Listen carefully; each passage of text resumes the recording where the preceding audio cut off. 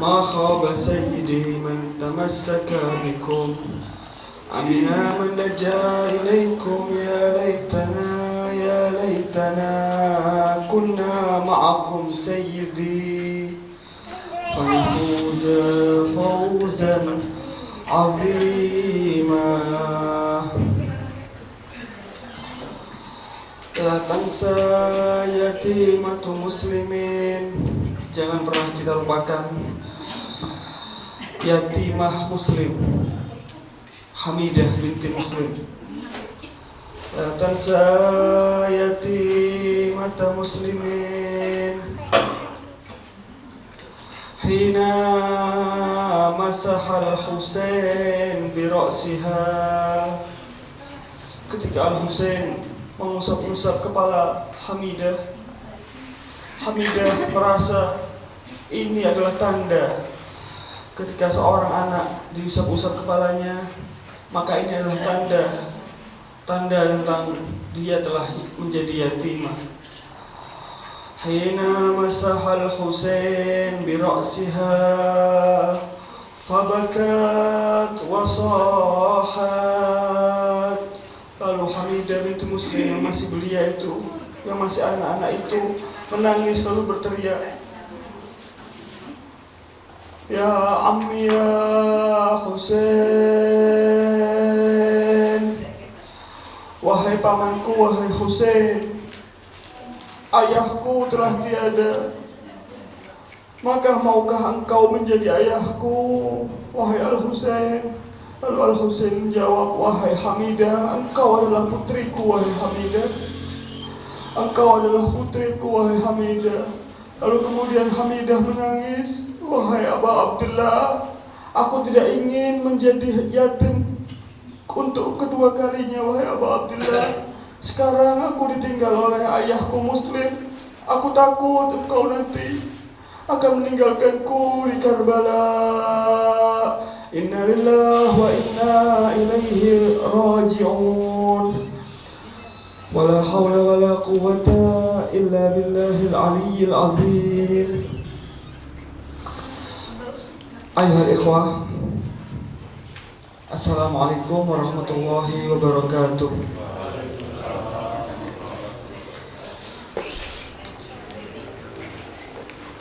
Pembahasan kita yakni kiat-kiat menjadi pecinta Muhammad wa ali Muhammad, yang telah kita bahas bahwasanya langkah pertama untuk menjadi pecinta Muhammad wa ali Muhammad yaitu dengan bertaubat, lalu dengan mensucikan hati. Bagaimana mensucikan hati? Menutup jendela-jendela hati, mata, telinga, dan lisan dari hal-hal yang diharamkan oleh Allah Subhanahu wa taala. Lalu ada juga yang namanya bisikan-bisikan hati. Ada bisikan-bisikan buruk dan bisikan-bisikan baik. Yang buruk ada 3. Ada dari setan, yaitu disebut waswas. Ada dari hawa nafsu, yang disebut hawa nafs. Dan ada dari Allah. Allah bisikan yang buruk, namanya apa? Istidraj. Lalu ada bisikan-bisikan baik, imma dari malaikat, imma dari Allah langsung. Dan kita juga sudah bilang bedanya. Kalau yang dari setan itu bisa diobati dengan berzikir kepada Allah, maka setan akan lari. Kalau hawa nafsu, obatnya dengan tahdzib, melatih hawa nafsu kita orang. Lalu kalau dari Allah, mubasyarah ila taubah, langsung kita orang bertobat. Lalu kemudian apa bedanya dari malaikat sama dari Allah? Kalau dari malaikat itu kebanyakan seperti menasihati lalu pergi. Tapi kalau Allah lebih kuat, dia bisikannya lebih kuat. Itu yang kita bahas kemarin, dan kita sampai pembahasan bahwasanya seluruh amal ini asfar. Kullu amal asfar, maksudnya seluruh amal ini 0. Jadi setiap kita beramal baik ini 0. Antum tambahi ziarah tambah 02, ratusan. Antum tambahi sholat malam jadi ribuan. Semua ini 0, tidak ada nilainya jika tidak ada angkanya. Nah, kita butuh sama yang namanya angka itu. Angkanya itu yaitu ikhlas. Jadi semua amal ini tidak ada nilainya di sisi Allah jika tidak ada ikhlasnya. Jadi harus ada angkanya, yaitu satu angka itu yang di depan itu namanya ikhlas. Tanpa ikhlas, semua amal apapun itu, baik sebanyak apapun kita beramal, maka semuanya nol. Kita sampai di situ kemarin. Dan kita lihat, kita pelajari sekarang syaitan, iblis. Iblis apakah diusir dari yang namanya jannah, surga? Itu gara-gara zina? Enggak. Ya, iblis apakah diusir gara-gara mencuri? Enggak juga. Apakah iblis diusir gara-gara memukul Adam, memukul malaikat? Enggak. Jadi iblis itu diusir gara-gara maksiat-maksiat yang nyata, yang zahir. Enggak. Tapi iblis diusir gara-gara apa? Batin, punya sifat sombong. Gara-gara ini bahaya berarti. Jadi maksiat batin itu lebih bahaya daripada maksiat zahir. Karena iblis itu diusir bukan gara-gara maksiat, mencuri, enggak, zina, enggak, tapi gara-gara apa? Gara-gara dia punya sifat dalam hatinya, dalam batinnya itu sifat sombong. Gara-gara itu diusir oleh Allah. Maka dari itu pecinta Muhammad wa ali Muhammad tidak boleh ada yang namanya sombong. Tidak ada satupun di hati kita insya Allah yang boleh untuk sombong. Karena sombong adalah ridanya Allah. Ridanya Allah. Wa man naza'ani an ridai qasamtuhu linnar fala ubali. Barang siapa yang merebut ridhaku, maka aku akan masukkan dia ke neraka, lalu aku tidak peduli, kata Allah. Jadi ridhanya Allah adalah kesombongan. Barang siapa yang mencabut kesombongan, artinya memakai kesombongan, memakai ridhanya Allah, maka tempatnya di neraka. Maka itu pecinta Muhammad wa ali Muhammad tidak boleh ada yang namanya kesombongan dalam hati sedikit pun. Itu satu. Ada kisah seorang ulama, seorang guru di suatu majelisnya bercerita tentang sodakotus sir. Sodakotus sir itu sodakoh yang sir, apa? Rahasia. Sodakoh yang sembunyi-sembunyi. Nah, ini namanya sodakotus sir. Bercerita tentang fadilahnya sodakotus sir, sodakotus sir, sodakotus sir. Sampai suatu muridnya ngomong, wahai guru, aku ingin sodakotus sir. Kata gurunya, enggak, engkau ini belum siap, jangan dulu. Enggak guru, anak mau sodakotus sir, kasih tahu aja siapa yang mau anak sodakoin. Karena muridnya maksa, ya her, itu di belakang kamu ini ada rumah seorang janda, dia ditinggal syahid oleh suaminya, dia tidak ada yang biayai, kasih sodakoh dia kalau mau. Nah, siap. Akhirnya di malam hari ketika tidak ada satupun yang melihat, dia membawa makanan semuanya, hartanya dikasih ke rumah orang itu lalu pergi, tidak ada orang yang lihat. Khalas. Besoknya ikut lagi majelisnya si guru ini. Si guru ketika menjelaskan dia diam, tapi dalamnya bergetar. Pengen ngomong, tidak jadi. Pengen ngomong ya, ada sudah sodako ini, tidak jadi. Didiam, tidak kuat dia ngomong. Wahai guru, alhamdulillah wahai guru, sodako sir setelah tersebar di antara kita orang, katanya. Lalu gurunya tersenyum, tidak komen wala apa. Kok tidak komen gurunya? Majelis besok harinya tetap ikut ke majelisnya.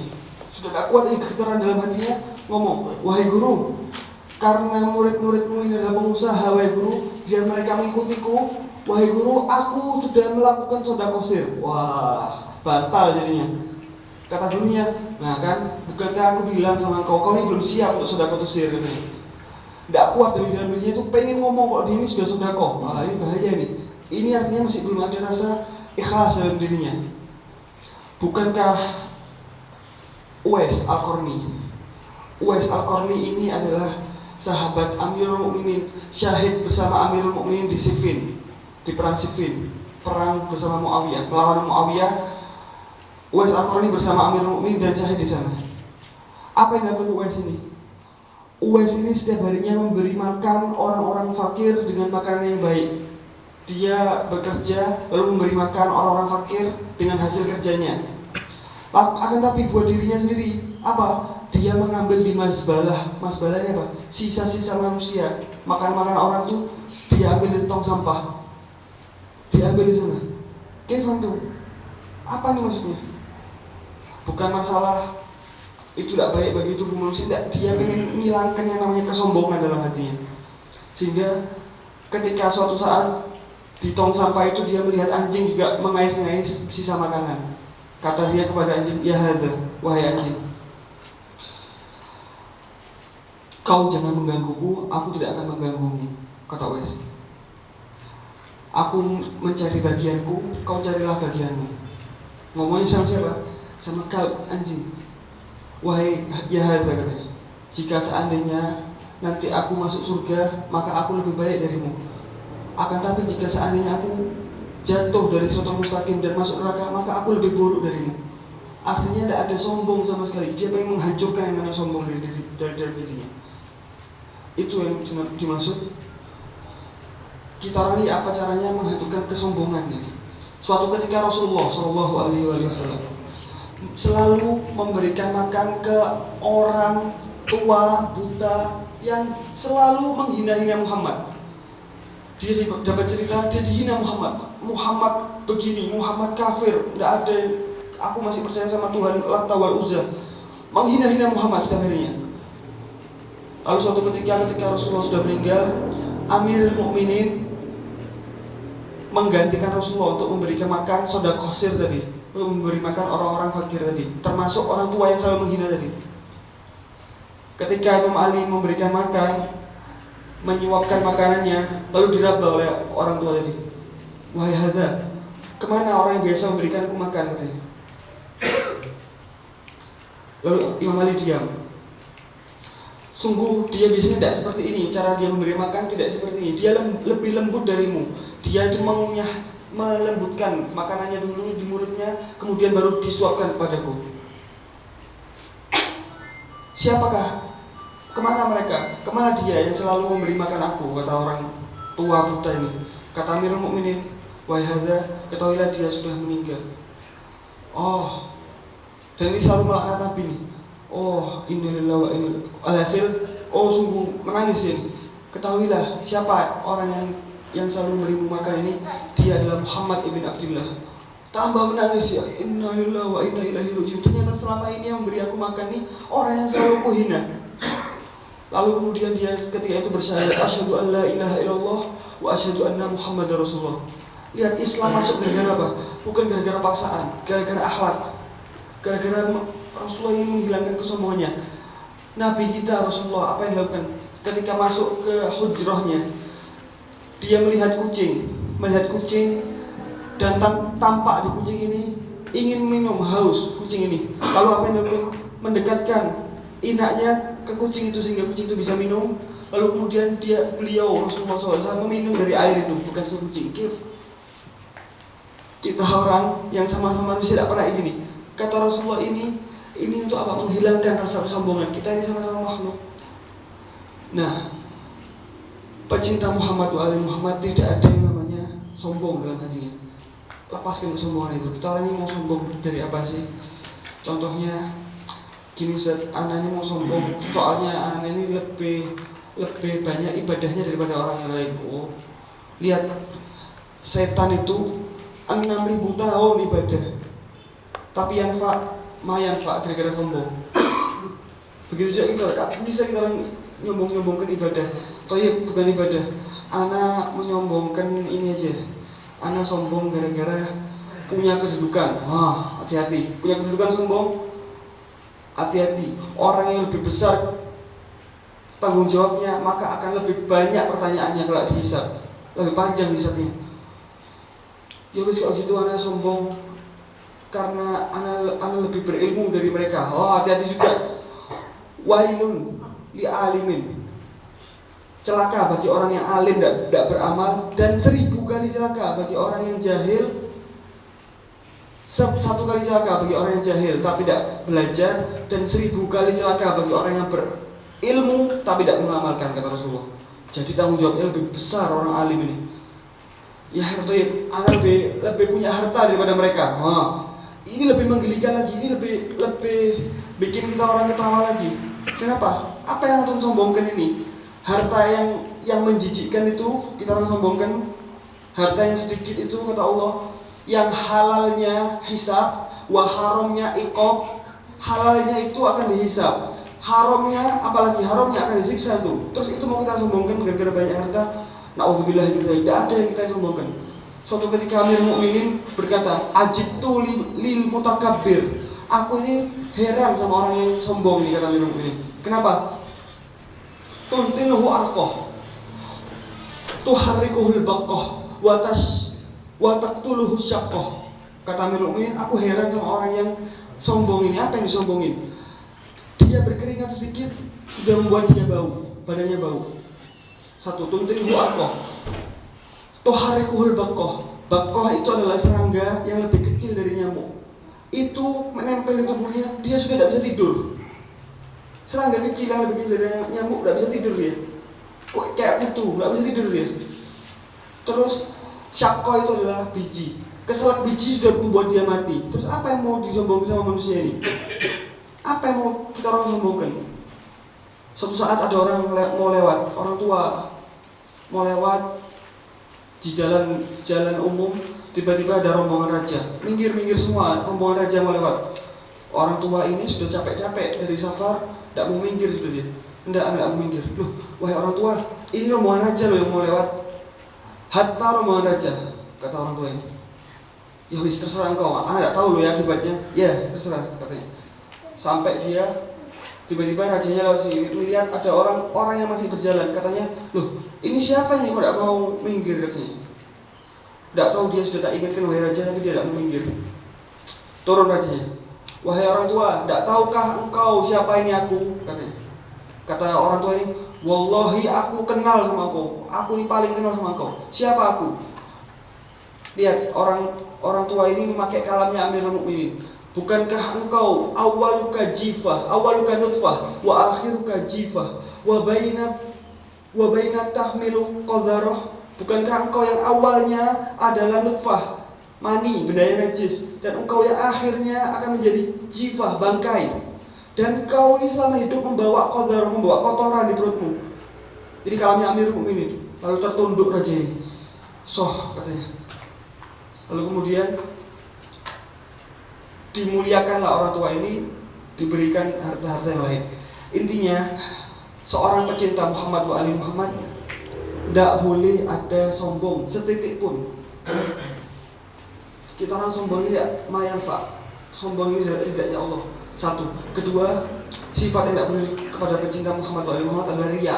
Riya itu pengen dilihat orang, atau sum'ah. Sum'ah itu pengen didengar. Anak pengen dianggap orang, anak ini orang baik. Ini tidak boleh ada dari kita. Obatnya gimana obatnya? Obatnya pertama antum harus membenci sifat ini dulu. Kalau antum belum membenci sifat ini, tidak bisa antum obati. Pertama, kalau antum mau obati penyakit, antum harus benci sama penyakitnya dulu. Tidak suka sama penyakit ini, baru antum bisa obati penyakitnya. Tapi kalau antum suka, anak suka gatal-gatal enak. Nah, ini tidak bisa kita orang obati. Pertama, kita orang kok ada riya, kita orang harus benci dulu penyakitnya.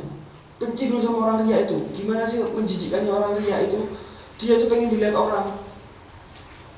Jadi dia itu merasa dirinya itu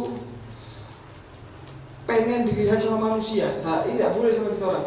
Pencinta Muhammad wa ali Muhammad ada yang namanya riya, karena itu penyakit yang menjijikkan. Lalu yang kedua, dengan zikir, banyak-banyak zikir la ilaha illallah, tidak ada Tuhan. Kita menganggap la ilah. Pertama, kenapa kok dikosongkan semuanya? La ilaha, tidak ada Tuhan satupun. Artinya kita orang tidak menyembah siapapun, sudah tidak ada Tuhan apapun. Baru illallah, kecuali Allah. Nah, itu yang dimaksudkan. Maksudnya kita orang tidak boleh menyembah selain Allah. Seperti apa? Bukan cuma batu-batuan itu, bukan cuma berhala. Hatta manusia itu bisa aja kita sembah. Kita mau sedekah pengen lihat manusia, itu kita orang menyembah manusia. Kita orang mau jalan ke sini, loh orang ini kok tidak salam sama anak. Wah, ini juga bahaya, ini ada riyaknya dalam diri. Orang ini kok tidak menghormati anak. Wah, ini juga bahaya.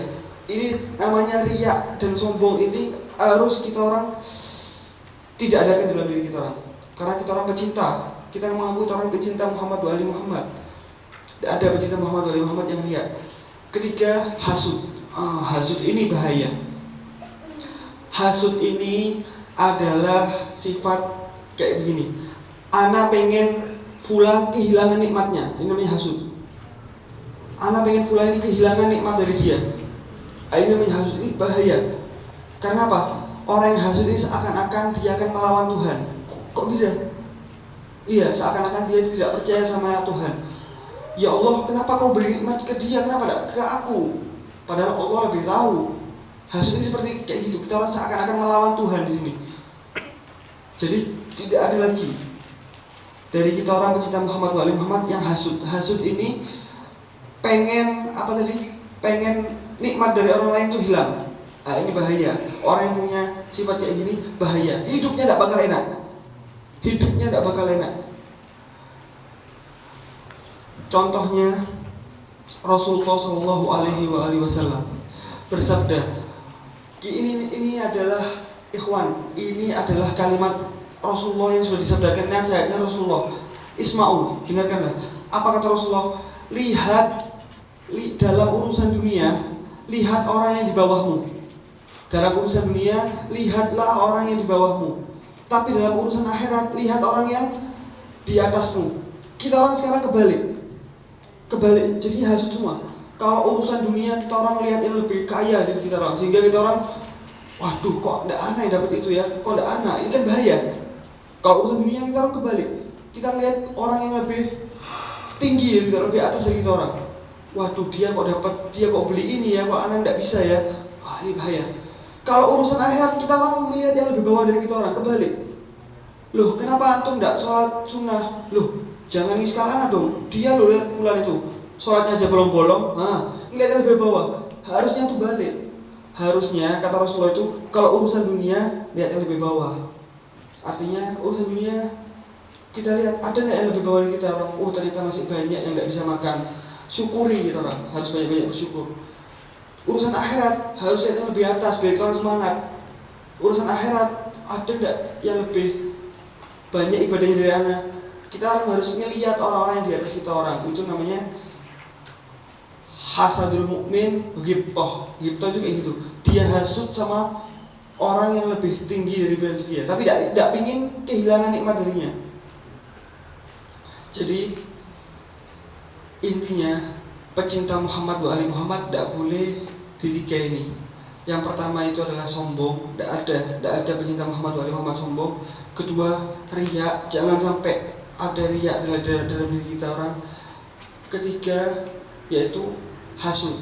Jangan pernah. Caranya gimana? Caranya itu antum pertama harus membenci itu sifat-sifat itu, harus antum benci dulu. Kedua, dawam al wudu. Dawam al wudu itu gimana apa? Jaga wudunya antum setiap batal wudu lagi. Setiap batal wudu lagi. Coba antum bakal mengetahui gimana antum mengingat Allah terus. Antum gimana hubungannya antum sama Allah kalau antum menjaga wudunya antum. Apalagi ke majelis-majelis ini, majelis-majelis Al-Husain, adabnya adalah berwudu. Kalau kita orang tidak bersuci, sama saja kita orang. Soalnya ini adalah majelis yang disucikan dihadiri oleh Sayyidah Zahra katanya. Sayyidah Zahra menghadiri setiap majelis-majelis Al-Husain. Dan terakhir, insya Allah Rasulullah pernah bersabda. Ini insya Allah gampang hadisnya. Mudah-mudahan kita orang bisa hafal. Afshus salam wat'imut ta'am wa qumil laila wan nasu niyam tadkhulul jannata bisalam. Ana langsung lagi. Afshus salam wat'imut ta'am wa qumil laila wan nasu niyam tadkhulul jannata bisalam. Ini kalimat Rasulullah. Kalau antum pengen surga, gampangannya gini. Kata Rasulullah, pertama afshus salam, sebarkanlah salam. Jangan antum sombong. Aduh dia tidak mau salam sama anak tidak mau salam. Lah antum mulai dengan salam. Jangan kita orang sombong-sombongan sama orang. Kita mulai dengan salam. Ini sabdanya Nabi, ini nasihatnya Nabi kepada kita orang. Afshus salam, sebarkanlah salam. Mulailah kita orang untuk bersalam. Jangan antum tidak anak lebih tua dari dia, tidak masa anak yang salam dulu. Tidak, jangan gitu. Ada pecinta Muhammad wa ali Muhammad, tidak ada rasa sombong-sombongan.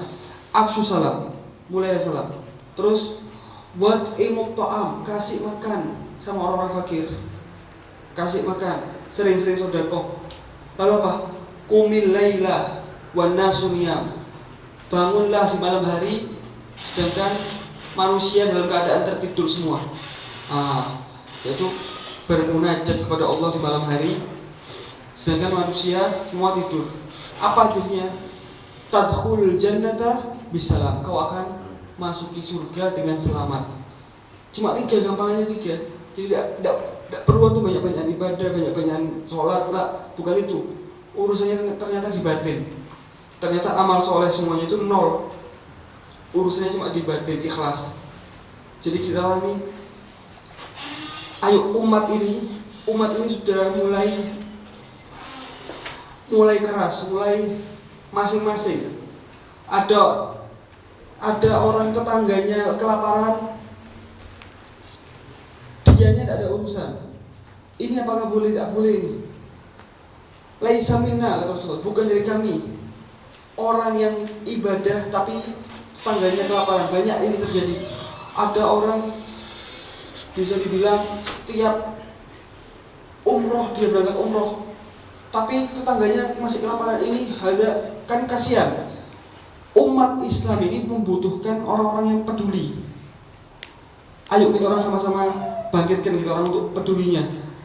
Ada sohib kita orang yang sama-sama muslim kelaparan, bantu dia. Apalagi yang sama-sama seiman, apalagi yang sama-sama pecinta Muhammad wa ali Muhammad. Lebih lagi harus kita orang sama-sama peduli sama mereka ini.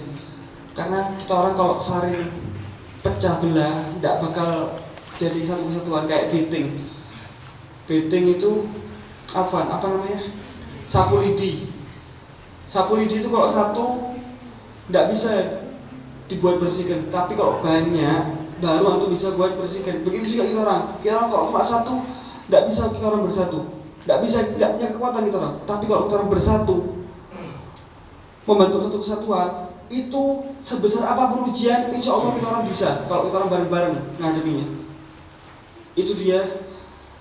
Nah, sekarang Al-Faqih Mu'jizat Muslim bin Aqil. Sampai sini selesai. Jadi khulasahnya, seorang pecinta Muhammad wa ali Muhammad tidak ada yang namanya sombong, tidak ada yang namanya riya, dan tidak ada yang namanya hasud. Sudah 3. Obatnya apa? Membenci sifat itu dan banyak-banyak berzikir kepada Allah. Obatnya membenci sifat-sifat itu, banyak-banyak berzikir kepada Allah, banyak-banyak mengingat Allah. Dawam wudu, banyak apa? Jangan membatalkan wudu. Antum batal wudunya, wudu lagi. Nah, sekarang ada seorang yang ini banyak terjadi di kita orang. Masalah Muslim bin Aqil ini, karena zaman ini ikhwan, ternyata zaman ini semuanya sama, qalbnya sama. Kata Allah Subhanahu wa taala, tasyabahat qulubuhum. Hati-hati mereka itu mirip. Walaupun berbeda di zaman mereka zaman dulu, walaupun berbeda fi makan atau tempatnya berbeda, dia di Sokro, kita orang di sini di Indonesia tempat yang subur, tapi hati-hati mereka tetap sama saja. Lihat antum, coba antum lihat, syaitan itu dulu kenapa tidak mau sujud sama Nabi Adam? Kenapa syaitan tidak mau sujud Nabi Adam? Kalau Allah Ta'ala wa qala lil malaikati isjudu li adama fasajadu illa iblis. Iblis itu tidak mau sujud. Aba wastakbar, katanya ana khairum minhu, tidak mau sujud. Sedangkan malaikat ditanya, malaikat itu, ya Rabb, ataj'alu fiha man yufsidu fiha wa yasfikud dima wa nahnu nusabbihu bihamdika wa nuqaddisu lak. Ya Allah, kenapa kau jadikan ini khalifah ya Rabb? Ini manusia ini yang dia akan merusak bumi, dia akan menumpahkan darah. Kenapa kau jadikan khalifah? Sedangkan kami di sini bertasbih padamu, selalu memuji-mujimu. Katanya Allah, inni a'lamu ma la ta'lamun. Aku lebih mengetahui daripada kalian. Kata malaikat, na'am, khalas, terima. Tapi yang tidak terima siapa? Iblis. Iblis tidak terima. Kenapa? Pikirannya iblis, anda ini sudah, istilahnya ada orang krucil, orang baru lahir ini. Adam ini baru lahir. Sedangkan iblis sudah 6.000 tahun ibadah sama Allah. Ini baru lahir, tiba-tiba kita orang disuruh sujud sama anak kecil ini yang baru lahir ini. Enggak, kata iblis, lah anak khairun minhu, ya Allah, tidak mau. Anak lebih baik dari dia, ya Allah. Khalaqtani min nar wa khalaqtahu min tin. Lihat, ini zaman dulu iblis. Zaman sekarang, setelah ini aku membawa agama Allah, katanya, kata Rasulullah. Lalu Setelah semua itu Rasulullah berkata, siapa yang kelak ingin menjadi wakilku, yang ingin menjadi penerusku? Tidak ada, illa anak kecil. Ali bin Abi Thalib masih kecil, masih berumur 7 tahun. Ya Rasulullah, siapa yang mau jadi penggantiku? Tidak ada yang mau. Itu Ali. Ya Rasulullah, siapa yang menjadi penggantiku? Qum ya Ali. Berdiri wahai Ali. Kelak dia akan menjadi penggantiku. Kelak dia akan menjadi pemimpin kalian semua. Imam Ali masih kecil, ketawain sama orang-orang, sama Abu Jahal, Abu Sufyan. Apa ini? Anak kecil kok suruh memimpin kita orang katanya. Sama kayak setan. Tasyabahat qulubuhum. Mirip kayak setan. Zen. Setelah Ghadir Khum Rasulullah berkata, Man kuntu maula fahadha aliyul maula. Ya kan? Man kuntu maula fahadha aliyul maula. Sudah, setelah Rasulullah wafat, mereka punya rasa hasut sama kayak orang-orang zaman dulunya, sama kayak iblis. Loh, ngapain kok Ali ini masih muda, kita orang itu ya udah pengalaman katanya. Sudah senior. Lah, bukan masalah umur ini. Kita orang ini bukan masalah umur, masalah Allah yang mau. Jadi, tasyabahat qulubuhum ini terjadi di zaman dulu sampai zaman sekarang. Zaman dulu itu setan tidak mau sujud sama iblis, kenapa? Enggak ya Allah, ana ini tidak mau sujud sama Adam ya Allah. Ana maunya langsung sujud sama Engkau. Kan? Maunya langsung sujud sama Allah Subhanahu wa taala. Adam ini apa? Tidak mau. Sama kayak orang zaman sekarang. Enggak. Tawasul, tidak ada bid'ah. Tahlilan haram. Ziarah kubur musyrik. Loh, tidak mau wasilah. Sama kayak orang zaman dulu. Siapa? Makhluk zaman dulu iblis. Mau mereka berwasilah sama Adam, disuruh Allah loh sama Nabi Adam, mereka tidak mau. Anak maunya langsung sama Allah.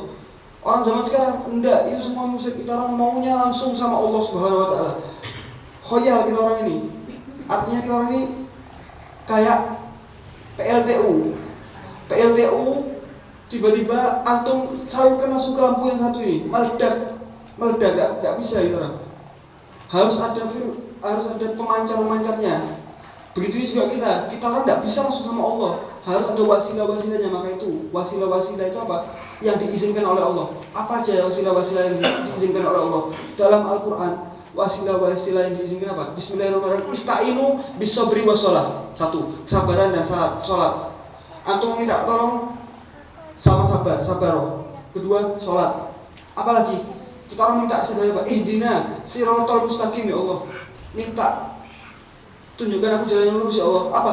Siratal ladzina an'amta alaihim. Jalan yang kau beri nikmat kepada mereka. Siapa nih him? Alaihim ini siapa? Dijawab lagi di ayat Quran yang lain. Katanya an'amta alaihim itu orang yang diberi nikmat itu apa?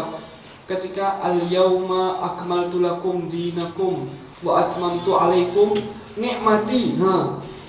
Sempurnakan nikmatnya kapan? Di Ghadir Khum 18 Dzulhijjah. Jadi kita orang ini minta sebenarnya apa?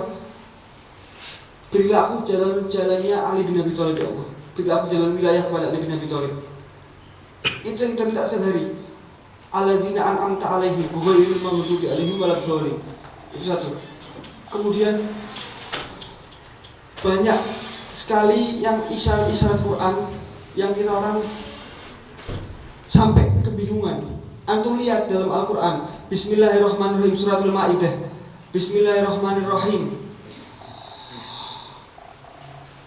Qul ya ayyuhalladzina amanu, wahai orang-orang yang beriman, man yartad minkum an dinih, barang siapa yang murtad dari kalian dari agamanya, fasawfa ya'tillahu biqaumin yuhibbuhum wa yuhibbunah, maka Allah akan gantikan dengan kaum yang dia mencintai Allah dan Allah mencintai dia. 1. Azillatin 'alal mu'minin, yang merendah pada orang mukmin. Aizzatin 'alal kafirin, yang aziz di depan orang-orang kafir. Siapa? Semuanya Ali bin Abi Thalib. Baru ayat selanjutnya Allah sebut, Innama waliyukumullah wa rasuluhu walladzina amanu alladzina yuqimuna shalah wa yu'tuna zakah wa hum raqiun. Mereka adalah Ali bin Abi Thalib. Jadi jelas-jelas kita dalam Al-Qur'an ini tidak usah ngomong hadis sudah. Ngomong Al-Quran saja sudah jelas. Inna a'tainakal kautsar. Dulu apa nih? Al-Kautsar apa maknanya? Sebentar. Idza jaa nasrullahi wal fath wa ra'aitan nasa yadkhuluna fi dinillahi afwaja fasabbih bihamdi rabbika wastaghfir. 3. Innahu kana tawwaba. Kalau Fatah Mekah aja, yang kebuka Fatah Mekah aja kita orang Rasulullah disuruh 3, zikirnya 3. Tasbih, fasabbih, bihamdi, bertahmid, alhamdulillah, wastaghfir, dan beristighfar. Innahu kana tawwaba. Tapi ketika dikasih Al-Kautsar, Allah enggak nyuruh 3 tasbih tok. Apa? Inna a'tainakal kautsar, sunnah apa? Sholli, langsung sholat. Fa sholli. Sholat ini ada tasbihnya, ada tahmidnya, ada istighfarnya, dan ada lebih dari itu semua. Jadi ini ternyata Kautsar ini nikmat, lebih nikmat jauh daripada Fatah Mekah. Siapa Al-Kautsar? Katanya Al-Kautsar wa Sayyidatuna Fatimah Az-Zahra. Nah, dengan Sayyidah Fatimah Az-Zahra muncul keturunan-keturunan nanti. Keturunan-keturunan Sayyidah Fatimah Az-Zahra itu yang akan menjadi pemimpin-pemimpin dunia. Sekarang insya Allah semua pemimpin dunia ini keturunan Sayyidah Zahra. Antum lihat peperangan Yaman. Yaman melawan Saudi. Siapa yang maju? Houthi. Sayyid Ibn Zahra. Yang megang Iran, Sayyid Ali Khamenei. Irak yang membuat fatwa jihad kifai wajib yang didengarkan semua se-Irak, Sayyid Ali Sistani. Lubnan, pemimpin Hizbullah, Sayyid Hasan Nasrullah Al-Zahwa. Artinya nanti ini akan disiapkan. Nanti ini akan disiapkan mereka semua ini, sehingga antum ini kalau belajar ada namanya tarekat, ada mereka ini menyebut namanya wali songo, betul nggak? Ada wali songo. Dan kita lihat di Indonesia ini wali songo ini apa? Orang yang menyebarkan Islam di Indonesia, betul nggak? Wali songo. Wali songo ini ternyata tidak cuma 9 wali ini. Ada di Bali wali-wali juga, betul nggak? 7 wali 7. Ada yang namanya wali, namanya Syekh Siti Jinar.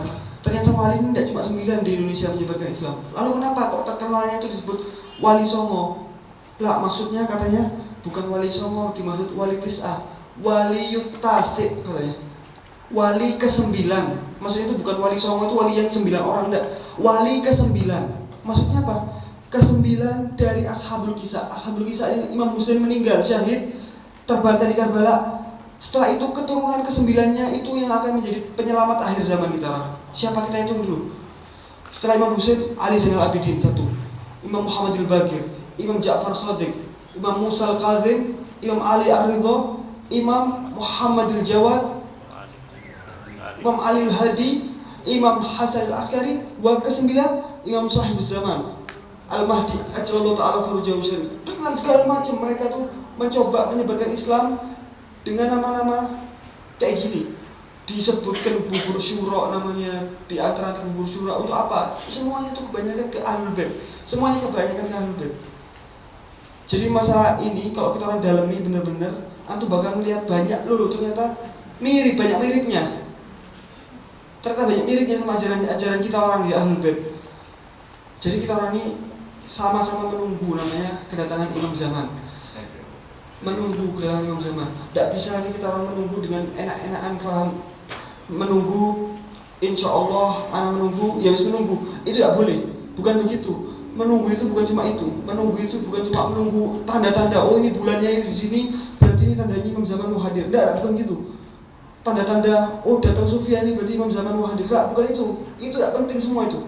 Yang paling penting itu kita orang untuk menunggu Imam Zaman apa? Membersihkan hati. Kita ada pecinta Muhammad wa Ali Muhammad. Jangan sampai kita orang ini kayak Muslim bin Aqil, paham?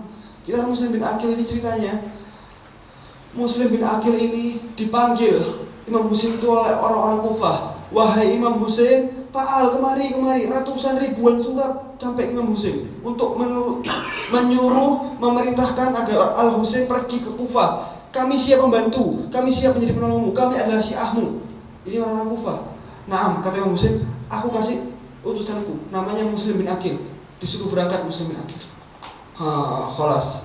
Lihat, ini bahayanya kita orang ini. Jangan sampai kita orang jadi ahli Kufah. Ahli Kufah ini disebut Amirul Mukminin dari zaman dulu apa? Ahlu syiqaq wan nifaq. Orang yang keji dan ahli munafik, orang Kufah. Sayyidah Zainab berkata, ya ahla Kufah, ya ahla syiqaq wan nifaq. Kata Sayyidah Zainab ketika di majlisnya Ubaidillah bin Ziyad. Sampailah Muslim ke Kufah, sholat di Masjidil Kufah. Ketika sholat, dia dijadikan imam dan ratusan makmumnya. Rakaat kedua tiba-tiba hilang puluhan, tinggal beberapa shot saja. Selesai rakaat terakhir, khalas, hanya Muslim bin Aqil sendiri ditinggal sama orang Kufah ini, ketakutan sama Ubaidillah bin Ziyad.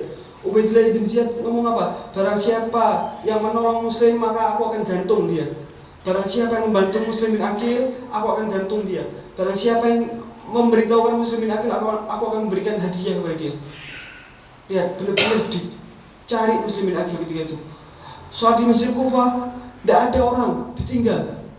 Dan ketika itu malam hari, mata-mata Ubaidillah bin Ziyad di mana-mana, sehingga beliau berlari beliau, kudanya sudah tidak tahu entah kemana, minumannya, bekal minumannya sudah tidak ada, sehingga beliau berlari di jalan-jalan Kufah. Sehingga beliau tidak pernah ke Kufah. Kufah besar, Kufah itu di zaman dulu itu besar, tidak kayak sekarang. Kufah itu besar, sehingga gang-gang Kufah dia tidak mengetahui Muslim. Sampai Muslim ini kehausan, keletihan, sampai di depan rumah seorang wanita. Sampai di situ Muslim duduk. Lalu wanita tersebut berkata, "Ya hadza, apa yang kau inginkan? Kenapa kau ini duduk di depan rumahku?" Katanya Muslim, lihat apa musibahnya Muslim. Kata Muslim, "Ana atsyan," katanya, "aku haus. Bisakah engkau memberikan aku segelas air?" Oh, sahal, gampang. Dia nyuruh anaknya itu kasih air ke orang itu. Sampai dikasih airnya, tiba-tiba dia menangis Muslim. Anak ini melihat Muslim menangis, kembali ke ibunya. Lalu ditanya, "Wahai anakku, apa yang dilakukan padamu? Apakah dia menyakitimu? Apakah dia mendolimimu?" "La hasyalillah." "Tidak, wahai Ummah, tidak mungkin dia menyakitiku." "Terus kenapa kau menangis?" "Wallah, wahai Ummah, ketika aku melihat dia menangis, tiba-tiba air mataku tidak bisa terbendung. Aku juga ikut menangis karena aku melihat dia adalah orang-orang mulia." Kata Ummahnya, "Entah dia orang mulia atau bukan, yang penting jangan sampai dia di depan rumahku, karena aku ini adalah seorang janda." Aib bagi orang Irak itu, aib bagi seorang wanita yang tanpa suami, lalu ada seorang laki-laki yang duduk di depan rumahnya, aib, suruh dia pergi. Sampai Muslim setelah minum air, didatangi oleh wanita tersebut lalu berkata, "Ya hadza, kenapa? Bukankah aku sudah kasih engkau minum?" "Na'am, syukran, alhamdulillah, masykur." "Lalu kenapa kau masih diam di sini? Sekarang apakah engkau ini mukmin? Apakah engkau ini muslim?" "Iya, aku muslim, alhamdulillah." "Kalau kau muslim, maka sekarang aku tidak halalkan engkau duduk di depan rumahku, pergilah." Lalu tiba-tiba Muslim mendengar itu, melangkah Muslim beberapa langkah. Lalu dia tidak tahu Kufah. Bayangkan antum tidak tahu jalan itu, tidak tahu mau kemana. Dan antum keletihan, butuh istirahat, butuh minum. Lalu kemudian Muslim membalikkan badannya, "Wahai budak Allah, wahai hamba Allah, bolehkah aku menginap semalam saja di tempatmu?" "Lah," kata, aib baginya, bagi seorang wanita ini yang janda, aib. "Enggak, aku seorang muslimah, aku tidak terima ada orang laki-laki menginap di rumahku." "Lah, aib," katanya seorang wanita tersebut. "Wahai hamba Allah, jika engkau mengizinkan aku untuk tidur di rumahmu semalam saja, insya Allah aku akan menjaminmu kelak di depan pamanku Amirul Mukminin Ali bin Abi Thalib. Aku akan menjaminmu di depan pamanku Amirul Mukminin Ali bin Abi Thalib." Lalu kata wanita ini, "Siapa engkau sampai engkau ini berani menjaminku di depan Ali bin Abi Thalib?" "Apakah engkau tidak tahu aku?" Kata Muslim, "Aku adalah Muslim ibn Aqil, keponakan Amirul Mukminin Ali bin Abi Thalib." Menangis wanita ini, "Oh Sayyidi wa Maulai, bait-baitak, rumahmu, engkau tuanku, aku budakmu. Afwan, aku minta maaf, selama ini aku menghadapmu, minta maaf. Tidurlah wahai Sayyidi Mulai, masuklah ke rumahku, ini adalah rumahmu. Semua ini adalah rumahmu." Lalu kemudian Muslim bin Aqil masuk ke rumahnya. Ketika itu, "Wahai Sayyidi wa Maulai, apa yang kau inginkan?" "Tidak, aku tidak ingin apa-apa. Ambilkan aku air, aku ingin berwudu, lalu aku ingin sholat." "Naam." Diambilkan air, dia berwudu, rukuk, sujud, tidak selesai sholatnya. Sampai malam tidak selesai dia sholatnya. Sampai di keesokan harinya sebelum subuh, seorang wanita ini berkata kepada Muslim, "Ya Sayyidi wa Maulai, Aku melihatmu ini selalu beribadah, selalu, bukankah engkau ini keletihan, bukankah engkau ini butuh istirahat? Kenapa engkau ini tidak tidur sedikit saja? Wahai amat Allah, wahai hamba Allah, aku tadi tertidur sekejap mata, dan dalam tidurku aku melihat pamanku Ali bin Abi Thalib memanggil-manggilku, ya Muslim, ta'al, kemarilah. Aku merasa hari ini adalah hari terakhirku, aku hidup di dunia ini. Sebelum selesai ngomong, masih pembicaraan antara dua orang ini, tiba-tiba suara kuda. Beberapa kuda datang ke rumahnya itu, ke rumah orang ini. Ternyata putra dari wanita ini adalah pasukan Ubaidillah bin Ziyad. Dia yang mengadukan bahwasanya kepada Ubaidillah bin Ziyad, wahai Ubaidillah bin Ziyad, sungguhnya Muslim berada di rumahku. Kerahkan pasukan untuk menangkapnya, kata Ubaidillah. Di subuh itu dikerahkan pasukan untuk menangkap Muslim bin Aqil, sehingga Muslim bin Aqil berperang dengan perang Bani Hashim yang gagah berani. Setelah membunuh beberapa orang, mereka tidak tahu cara melawan Muslim. Mereka menggali lubang. Lalu kemudian Muslim terjatuh di lubang itu, lalu menangis Muslim. Wahai Muslim, kata orang-orang yang sambil tertawa, kenapa engkau menangis? Kau takut kesakitan? La wallah, aku tidak menangis karena ini. Aku ingat nanti Al-Husain akan dikhianati oleh orang-orang seperti kalian. Aku menangis atas nasib Husainku, aku menangis atas nasib putra-putra Husain. Setelah itu dibawa Muslim, diikat Muslim bin Aqil, sehingga orang-orang Kufah ketika di pagi hari itu melempari Muslim dengan kotoran. Semuanya melempari Muslim, ada yang menghina-hinakan Muslim, meludahi Muslim, semuanya. Ada yang melempar-lempar tubuh Muslim. Tiba-tiba sampai di tempat Ubaidillah bin Ziyad. Ubaidillah bin Ziyad menyuruh, naikkan ke atas Khosar, naikkan ke atas istana, lempar dia dari atas. Perintah Ubaidillah bin Ziyad. Sampai di atas, ketika hendak dilempar, kata Muslim, sebentar, amhilni suwaya, tunggu aku sebentar, katanya. Nah, ditunggu. Lalu dia menghadap ke arah Madinah, ke arah Al-Husain, lalu berkata, Assalamualaikum ya Aba Abdullah, Assalamualaikum ya benar Rasulullah. Tiba-tiba di hari itu Al-Husain seperti mendengar sesuatu. Waalaikumsalam ya Muslim. Ya Aba Abdullah, Hamidah. Dia menitipkan putrinya yang bernama Hamidah ya Aba Abdullah. Ya Aba Abdullah, hati-hati pada orang-orang Kufah ya Aba Abdullah. Hati-hatilah pada orang Kufah. Hamidah. Aku titipkan Hamidah kepadamu. Lalu kemudian selesai, dipenggal Muslim, dilempar jasadnya dari atas istana sampai ke bawah. Innalillahi wa inna ilaihi raji'un. Setelah itu Al-Husain menangis dalam majlisnya, lalu memanggil, wahai Zainab, panggilkan Hamidah. Mana Hamidah binti Muslim, panggilkan dia. Lalu kemudian Hamidah dipanggil oleh Imam Al-Husain, diusap-usap kepalanya Hamidah. Lalu melihat itu, Hamidah mengetahui maksud dari usapan kepala, bermakna dia adalah sekarang menjadi yatim. Lalu Hamidah menangis, wah Abah, oh ayahku, engkau jauh di Kufah. Oh ayahku, engkau terlalu jauh di Kufah. Lalu kemudian, aku adalah ayahmu, wahai Hamidah. Anggap aku adalah ayahmu. Aku sekarang ayahmu, wahai Hamidah. Wahai pamanku ya Husain, jika engkau adalah ayahku sekarang, aku tidak ingin lagi yatim untuk kedua kalinya. Aku sekarang yatim. Aku tidak ingin lagi untuk kedua kalinya yatim. Aku takut kelak di Karbala. Sampai mereka di Karbala, Al-Husain terbunuh. Semuanya terbunuh. Mereka sampai ke Syam.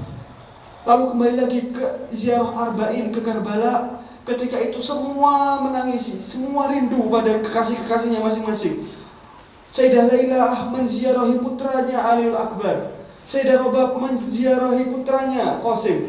Semua. Sayyidah Romlah menziarahi Qasim. Sayyidah Robab menziarahi Aliul Asghar. Semua menziarahi satu persatu. Sayyidah Zainab berlarian menziarahi Sayyid Abdul Qadir Abbas yang lebih jauh. Kemudian menziarahi satu-satu sahabat Imam Husain.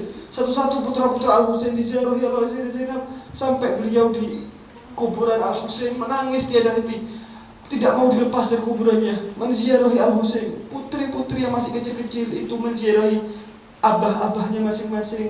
Putri-putri dari sahabat-sahabat Rasul menziarahi abah-abahnya masing-masing, kecuali Hamidah binti Muslim. Hamidah binti Muslim terduduk sendiri, terdiam, tidak menziarahi siapa-siapa. Lalu melihat itu, Sayyidah Zainab berkata, "Wahai Hamidah, mengapa kau terdiam wahai Hamidah? Wahai bibiku Zainab, wahai bibiku Zainab, kalian masing-masing punya kecintaan kalian masing-masing. Engkau dengan Ali Akbarmu, engkau dengan Qasimmu, engkau dengan Ali Asgharmu, engkau dengan Husainmu, engkau dengan Abbasmu, engkau dengan Habibmu, engkau dengan Hurmu, semuanya masing-masing punya. Aku tidak ada, wahai Sayyidah Zainab. Ayahku jauh di Kufah, ayahku sendiri di Kufah, wahai Sayyidah Zainab."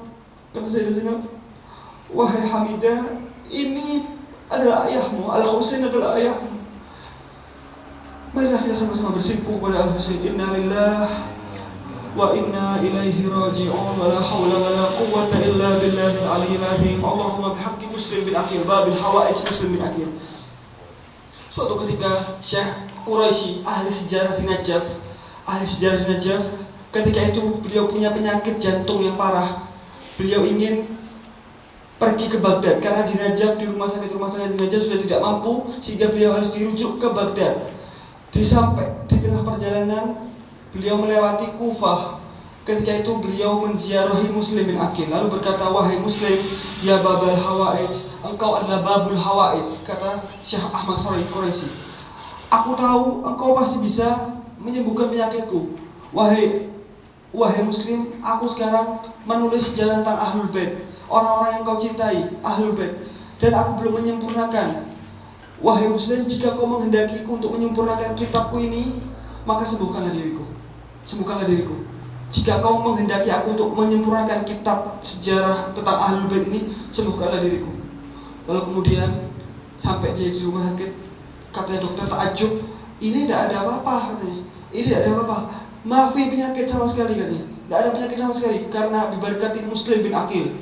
Sebelumnya dirujuk harus ke rumah sakit karena Muslim bin Aqil, beliau tidak ada rasa sakit lagi di jantungnya, sehingga beliau pulang melanjutkan kitabnya, menyempurnakan kitabnya, dan mempunyai kitab khusus untuk Muslim bin Aqil, untuk berterima kasih pada Muslim bin Aqil.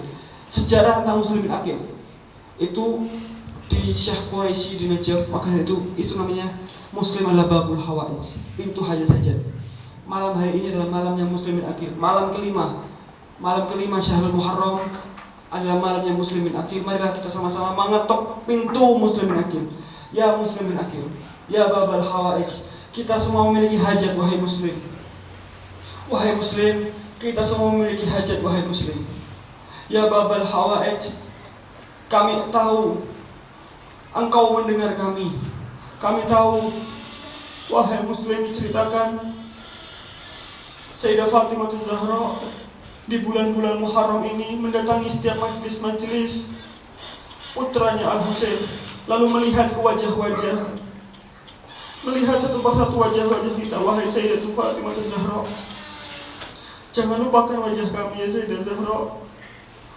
Kelak di akhirat Sayyidah Zahra akan berkata, "Ini yang pernah mendatangi majelisku, fulan pernah mendatangi majelisku, fulan pernah mendatangi majelisku, fulan pernah mendatangi majelisku." Wahai Fatimah Zahra, kami di sini, wahai Zahra, mengingat musibah putramu Al-Husain. Wahai Zahra, lihatlah wajah-wajah kami, ya Fatimah. Ya Ummah, jangan kau lupakan wajah-wajah kami, wahai Ummah. Syafaatilah kami, wahai Ummah. Kelak di akhirat, wahai Ummah, syafaatilah kami demi babil hawaij Muslim bin Aqil. Allahumma rizukna syafa'at Al-Husain. Allahumma rizukna syafa'at Al-Husain. Allahumma rizukna syafa'at Al-Husain. Allahumma rizukna mahabbata Muhammadin wa ali Muhammad. Allahumma rizukna ziyarata Muhammadin wa ali Muhammad. Allahumma rizukna syafa'ata Muhammadin wa ali Muhammad. Allahumma shfi mardana, ya Allah. Jika ada di antara kami yang sakit, ya Allah, sembuhkanlah penyakitnya, ya Allah.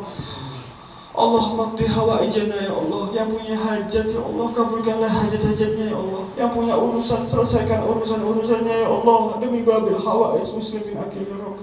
Demi babil hawaij muslimin akil ya Allah. Demi babil hawaij muslimin akil ya muslim bin akil. Kami minta kepada Allah melaluimu wahai muslim. Engkau babul hawaij, maka ya Allah, demi nama muslimin akil ya Allah, terimalah semua ini Allah. Jika ada pahala di antara kami ya Allah, jika ada pahala di antara kami ya Allah, kami haturkan semuanya kepada imam kami, Imam Sahibuz Zaman ya Allah.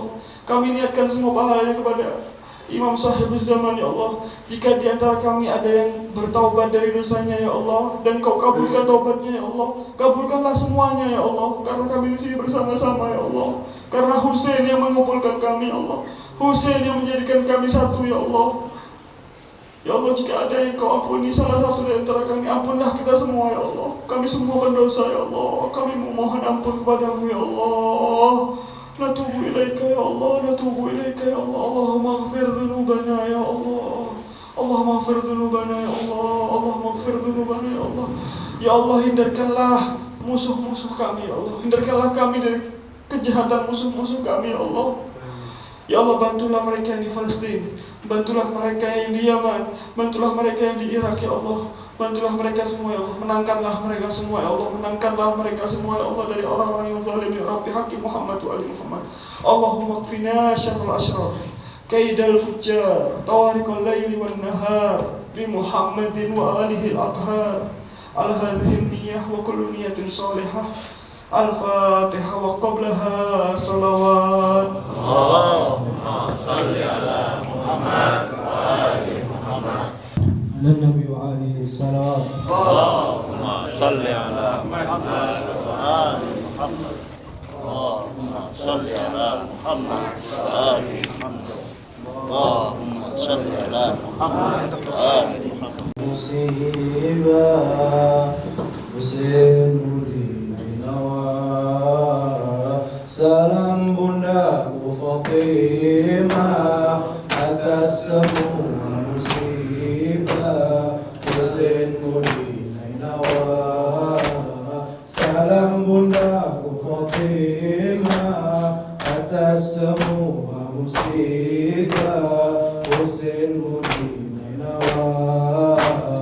Cucu Muhammad telah yatim, jadi tawanan digiring. Cucu Muhammad telah yatim, jadi tawanan digiring. Bagaikan budak yang asing, panasnya pasir dan kering. Ruqayyah Atika menjerit menangis. Di mana ayahku, tempat terlindungku? Di mana ayahku, tempat terlindungku? Salam bundaku Fatimah atas semua musibah. Husain Mudi Nainawa.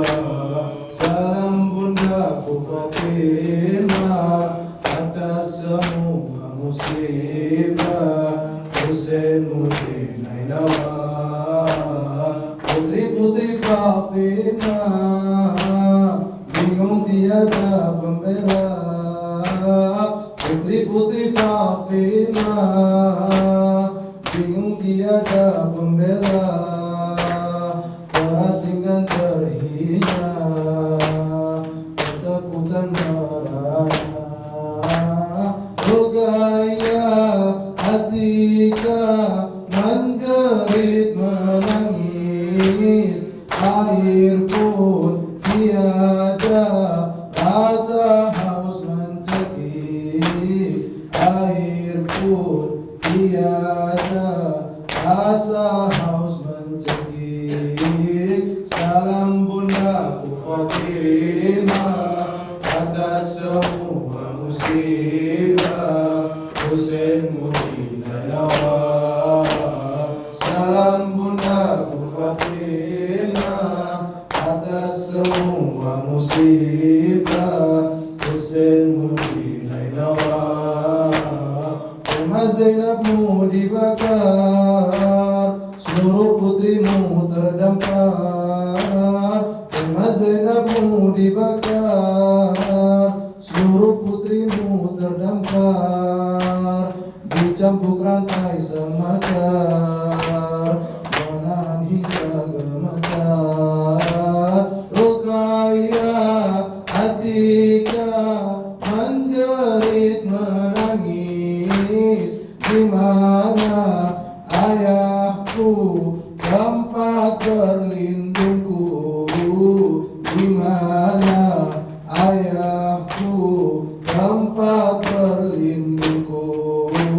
Salam bundaku Fatimah atas semua musibah, Husainmu dinainawa.